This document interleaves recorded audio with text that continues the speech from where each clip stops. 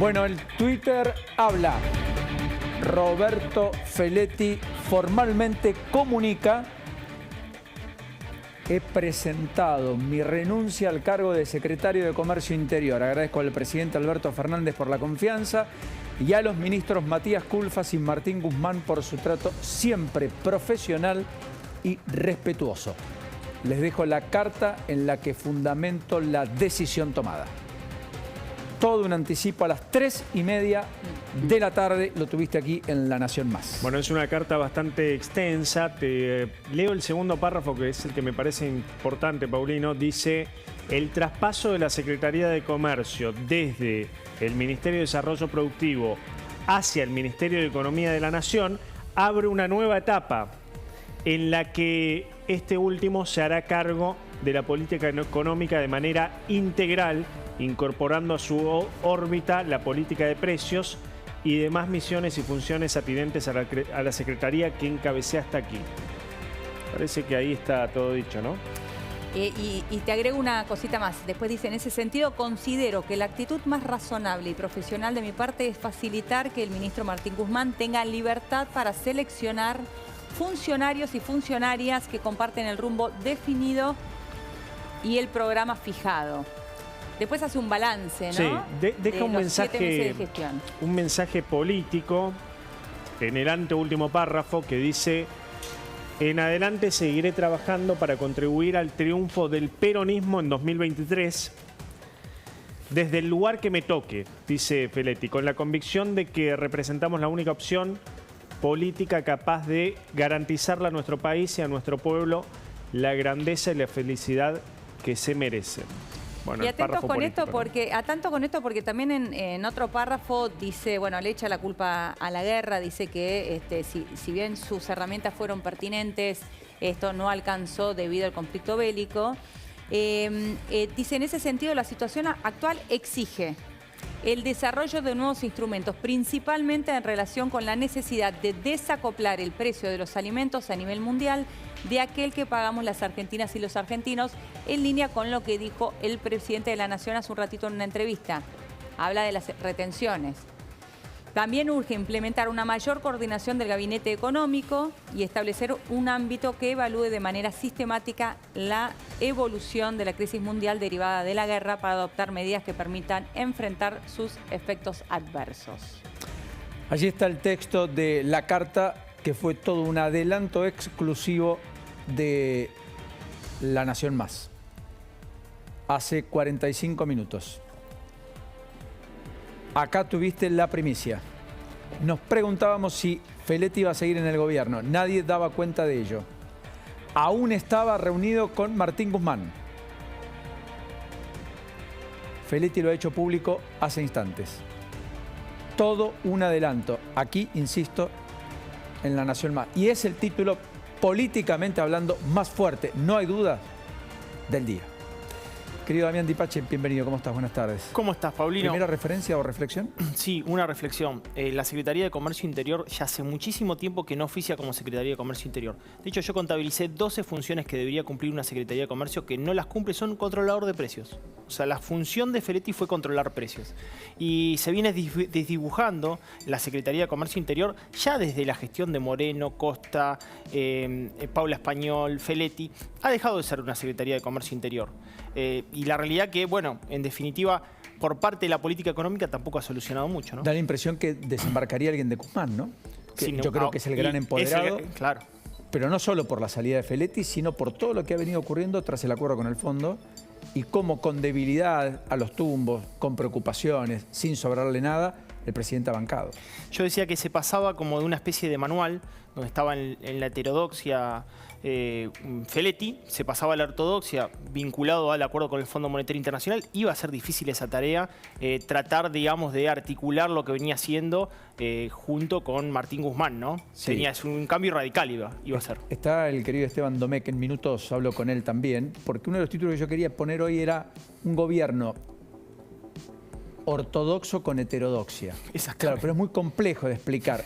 Vamos a intentar sintetizarlo, porque en el fondo el gobierno va hacia un lugar, ungido por las circunstancias, obligado por el acuerdo con el fondo, por lo que sea, Sí. por las restricciones fiscales, por las restricciones de la caja, lo que sea. No sé si con convicción, más bien tiendo a pensar casi por obligación, pero lo concreto es que ya la ortodoxia empieza a tener menos espacio, quiero decir. Por eso la ortodoxia empieza a darle más cobijo que la heterodoxia al propio gobierno. El propio Guzmán se va cambiando de traje. Cada vez menos se pone el traje de heterodoxo, porque no lo permite el acuerdo con el Fondo Monetario Internacional. Pero no te quepa ninguna duda. De hecho, en abril cambió de traje. Cuando le dio la tarjeta universal, digamos, alimentar, los bonos, la suba a los jubilados, cambió un poquito el traje, comenzó a incrementar la emisión monetaria, se lo va poniendo y sacando. Tiene que negociar. Hay un color de traje que al kirchnerismo no le gusta para nada cuando se lo pone. Entonces, va y cambia por unas horas con otro traje. Bueno, aunque sea rápido, porque naturalmente nos impregna la noticia que ha caído en el mismo discurrir de nuestro programa y en la tarde del día de hoy. Pero más allá de esto, algún temita económico sí, al menos tenemos traído. el torneo de transferencias discrecionales y automáticas a las provincias. Te va a interesar. Hablando de federalismo, del cual muchos hablan, pero pocos hacen. Vamos rápido, dale. Miremos lo que viene pasando en cuanto a las transferencias automáticas y las transferencias discrecionales en lo que es abril versus abril. Fíjate la provincia de Buenos Aires, se incrementaron las discrecionales casi 140%. A Catamarca, 400, estos están en el podio, las seleccionamos de la 23, 450% interanual. Creció Chaco 210%, Misiones 195%, Tierra del Fuego 621% y Tucumán 264%.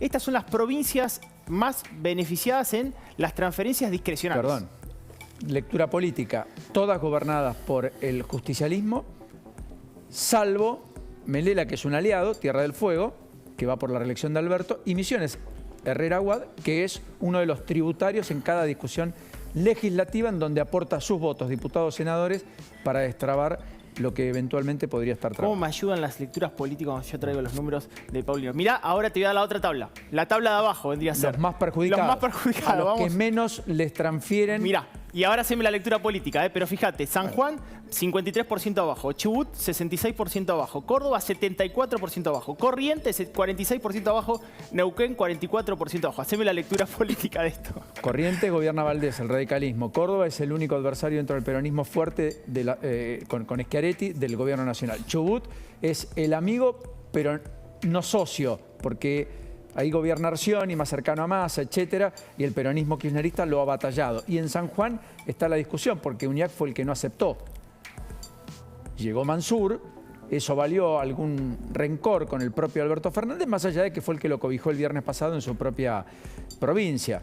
Pero es un equidistante. Y Neuquén es otro equidistante, Omar Gutiérrez, a quien le transfirieron menos porque supongo ha recibido mucho más, en todo caso, por las regalías hidrocarburíferas. Sí, y de hecho te digo, Neuquén es una de las provincias que cayó la recaudación en términos reales. Y acá en San Juan porque vos tenés muchas regalías por la minería. También tenés muchas regalías. Con lo cual compensás. Las dos provincias que cayeron en su nivel de recaudación son la provincia de Buenos Aires y Neuquén. Las únicas dos que cayeron, este es un informe del IERAL. Vamos a las automáticas. Vamos a mostrar las automáticas en la próxima placa, qué es lo que está pasando con las transferencias. Fíjate que las automáticas, las que son legales, las que corresponden... Las que están por ley. Las que están por ley, la Ciudad de Buenos Aires es la que más recibe. Y segundo está la provincia de Buenos Aires, ¿bien? Las que más reciben. Después tenés un nivel, en promedio es el 3,8% real de transferencias que hubo. Real. O sea, a fruto de un mayor aumento de la recaudación, también hubo más pesos. 3,2% arriba. Que fueron girados en términos reales con poder de compra creciente a las provincias. Esto es el primer cuatrimestre del año. Está bien. Vamos a las transferencias discrecionales, que vas a ver, los numeritos te van a cambiar y te van a cambiar también los volúmenes. Fíjate, las transferencias discrecionales a las provincias, y acá las tenés todas, las 23, Tierra del Fuego, 144% interanual. Esto es primer cuatrimestre, el otro era interanual. Abril, 71% de la provincia de Buenos Aires, Tucumán 58%, Catamarca 52%, Chaco 32%, Corrientes 21%. Acá la tenés las que más han recibido. Para, fíjate cómo ha caído acá. Es impresionante. Y cómo terminan implosionando al final, ¿no? Jujuy, Gerardo Morales, pese a lo que le endilgan de la cercanía con el presidente, 50% La menos. mayoría de las provincias han caído y se le ha dado mucho a, como vos decís, quizás aliados, ¿no? Corazón político del poder político del peronismo, la provincia de Buenos Aires. Porque Guado de Pedro habló de federalismo, muchos hablan de federalismo. Ahora, está el tema del federalismo por el boleto. Rosario, Santa Fe, Córdoba, Paraná aumentaron el boleto colectivo casi el 20%, hasta casi 70 pesos, 69,50. Valía 59,50 hasta ayer. Creo que son todas esas jurisdicciones, pero no olvidarme alguna.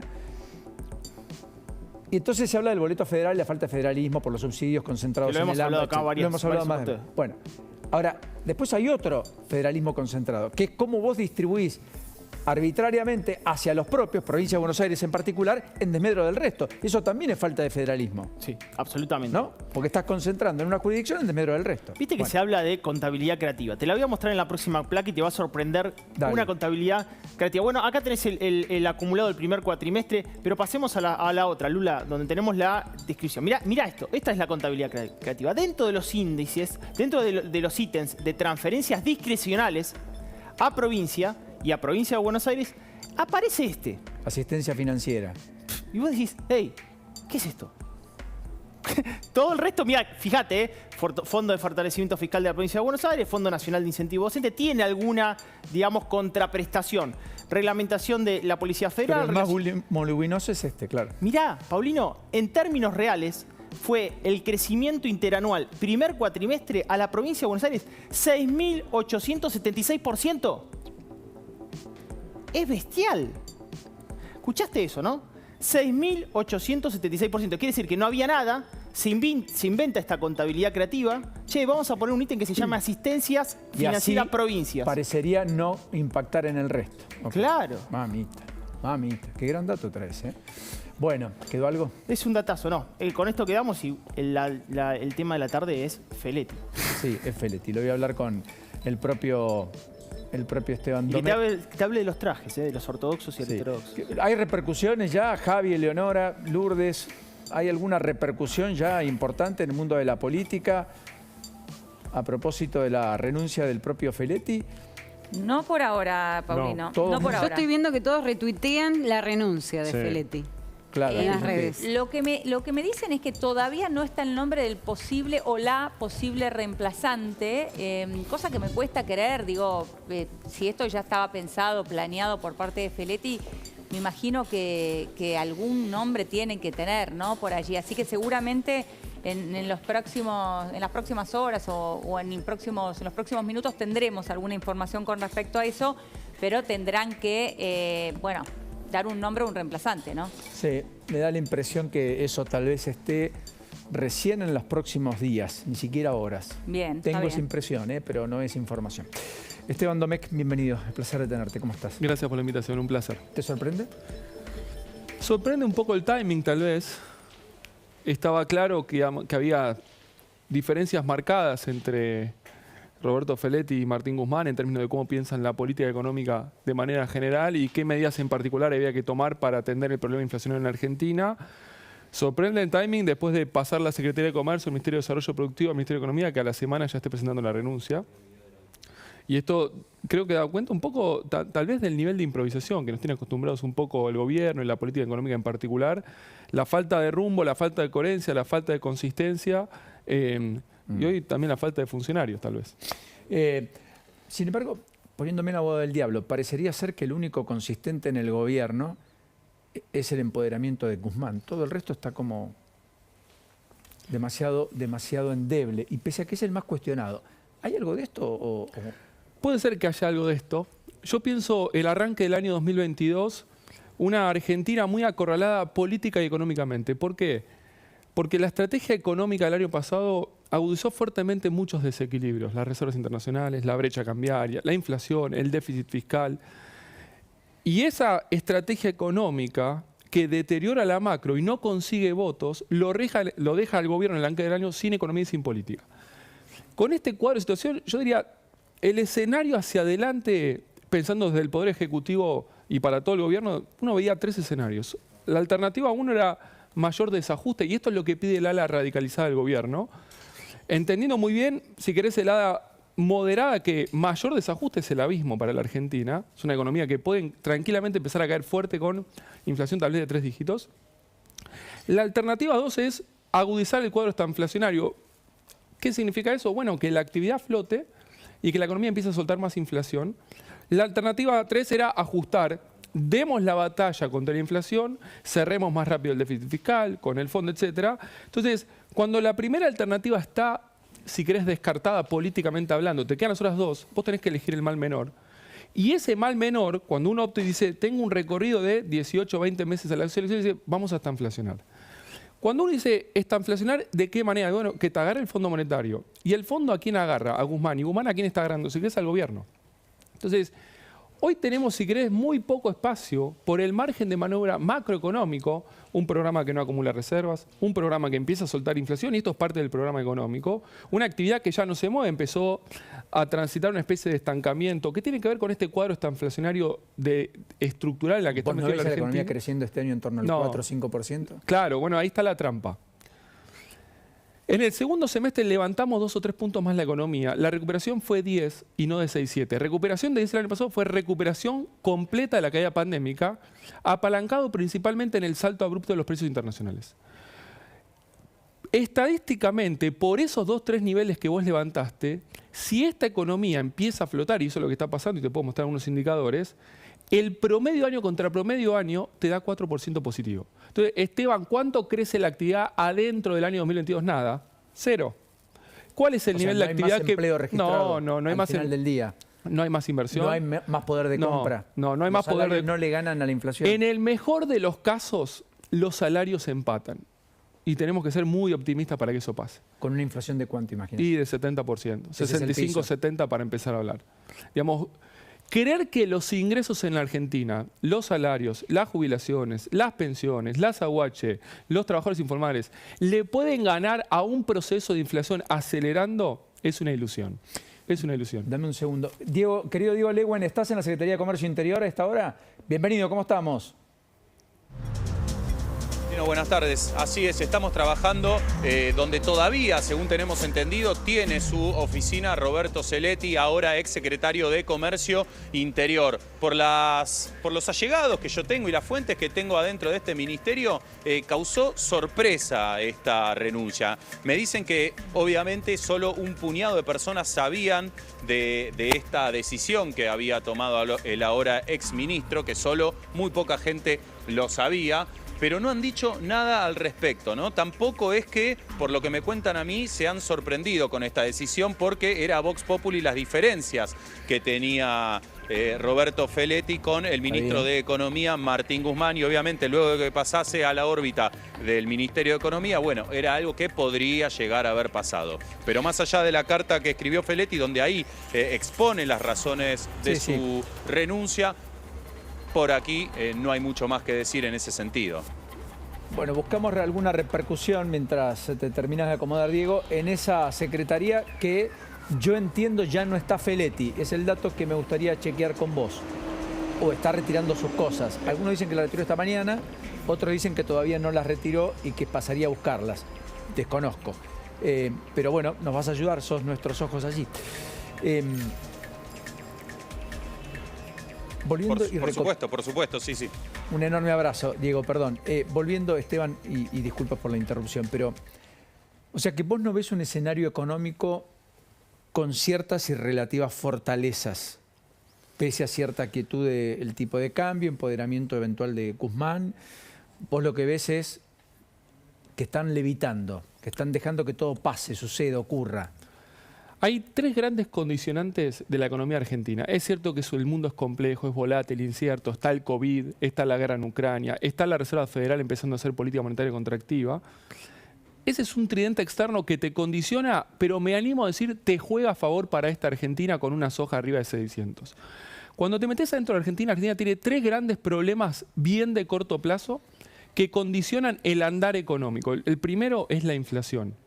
No hay manera que podamos sostener la fase de recuperación si no damos la batalla y domamos esta inflación que está en un claro proceso de aceleración.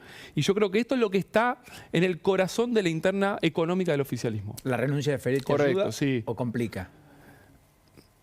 En principio ayuda.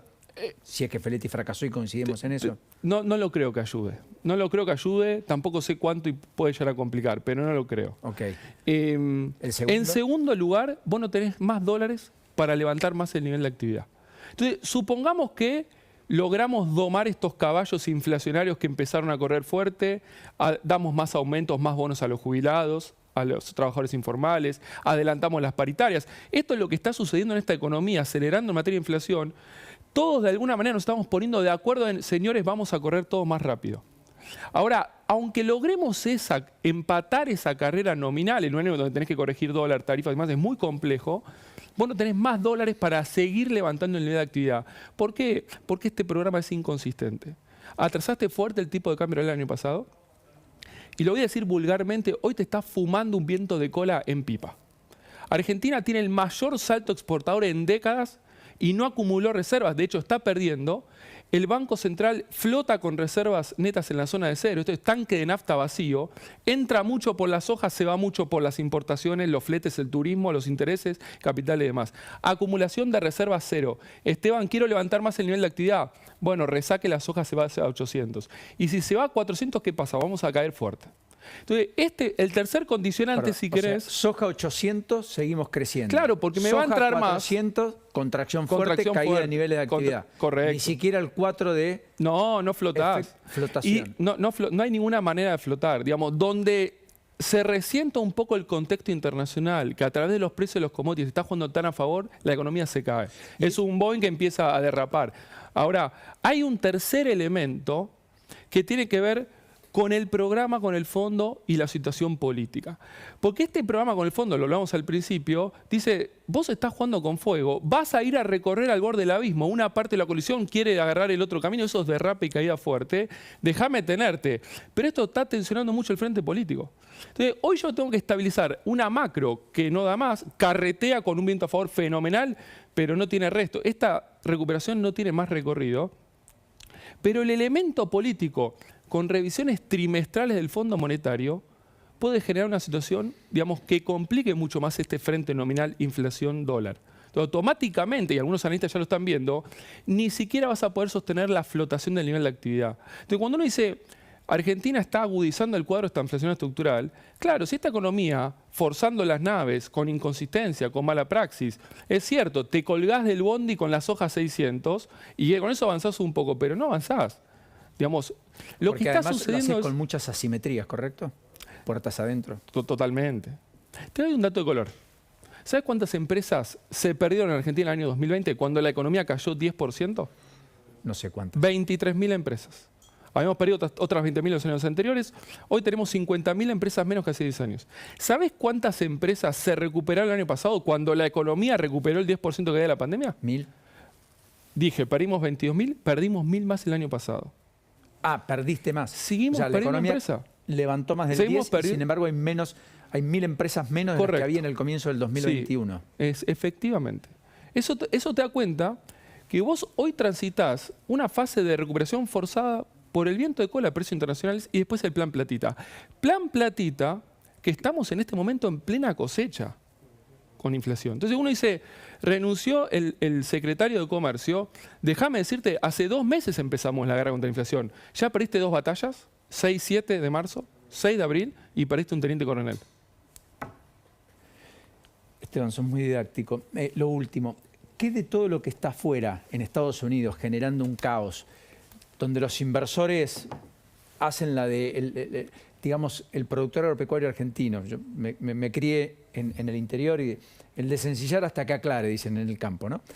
Entonces, todos se frenaron con una caída bursátil muy importante del índice Nasdaq, del Standard & Poor's, es decir, incluso del índice Dow Jones, de las empresas tradicionales norteamericanas, las industrias.